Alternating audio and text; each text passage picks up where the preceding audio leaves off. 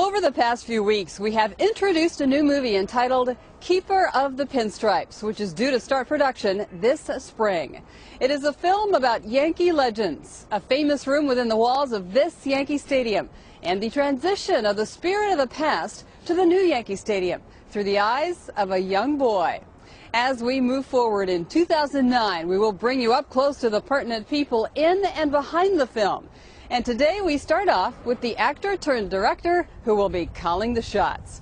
Robby Benson's career in front of the camera has been long and accomplished, and he has taken those experiences and used them to help carve out a stellar career behind the camera. Benson will direct the film, which is slated to shoot a number of scenes right here at Yankee Stadium. And today on Yankees Magazine, we shine our spotlight on Robby Benson.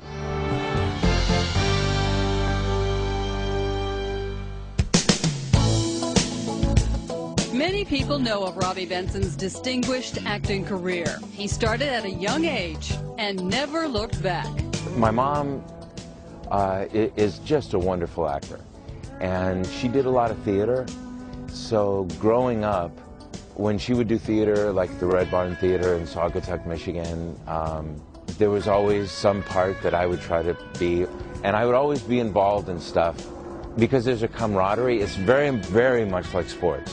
You know, I wanted to be a part of anything they were doing also. It was just fun. So I started doing things, commercials, little bits in films, and then I did my first Broadway show. So if I was 12 and I'm 52 now, that's 40 years ago. He was a teen idol and blossomed into an accomplished actor. Benson had the chance to play many sports and sports stars. He graced the big screen in basketball, ice skating, and notably, baseball. All I ever really wanted to do was be a writer. And I got a deal at Universal to write for 3 years.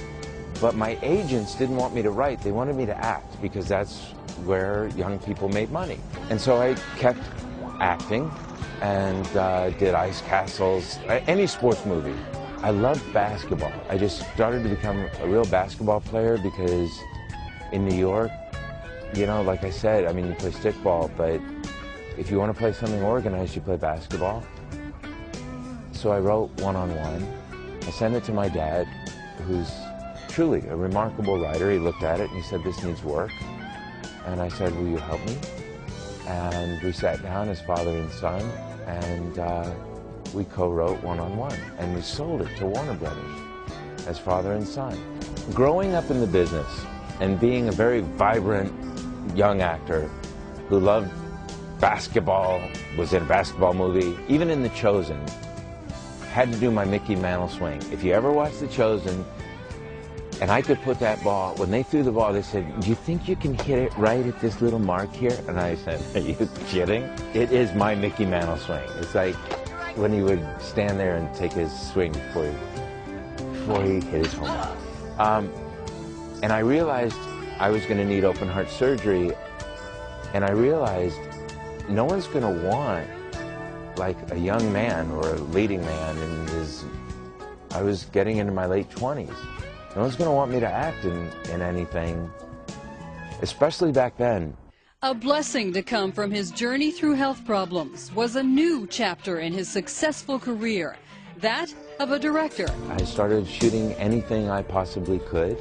Actually, it became an easy transition for me. People would say, "How do you know where to put the camera?" I was like, "Are you kidding?" Well, if I was sitting here as an actor, this is where I'd put the camera. He also shares his gift of knowledge to students at NYU, where he is a professor of film. One of the things I love about teaching is that I believe a good professor also learns from his students.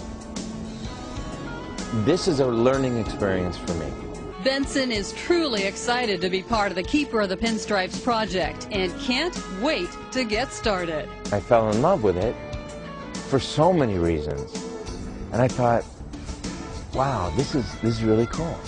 This is the kind of movie that can be around 20 years from now. You talk about it and you say, "Oh, let's go rent that." One of the things that I'd love to do with this movie is to shoot it through the eyes of this young man, this child. By doing that, as you grow up, you start putting up all the barriers, you know, but when you're a kid, you're still like, wow, it's Yankee Stadium. I'd love to shoot the movie like that, so that's the way we feel when we watch it.